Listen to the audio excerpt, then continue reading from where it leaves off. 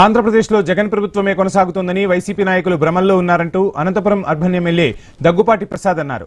రోజుకో దాడి చేస్తున్నారని, వాటికి ఖచ్చితంగా మూల్యం చెల్లిస్తారని హెచ్చరించారు. పలు అభివృద్ధి కార్యక్రమాల్లో పాల్గొన్న దగ్గుపాటి దాడులను కూటమి ప్రభుత్వం ఎట్టి పరిస్థితుల్లో సహించదని తేల్చి చెప్పారు.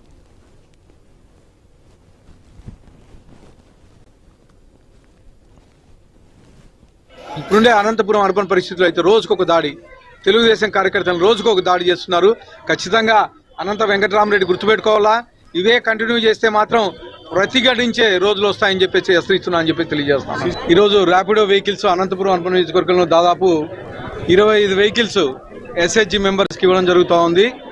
ముఖ్యంగా ఒక ఇంటికి ఒక ఎంటర్ప్రైనర్ అనే కాన్సెప్ట్తో ఎస్హెచ్జి మెంబర్లని స్ట్రెంథన్ చేసే విధంగా మా ముఖ్యమంత్రి వర్యులు ఈ పథకం తీసుకొచ్చారు.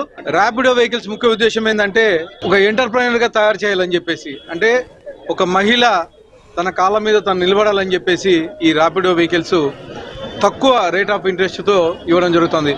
దాదాపు 1,22,500 రూపాయలు ఈ ర్యాపిడో వెహికల్ కాస్ట్.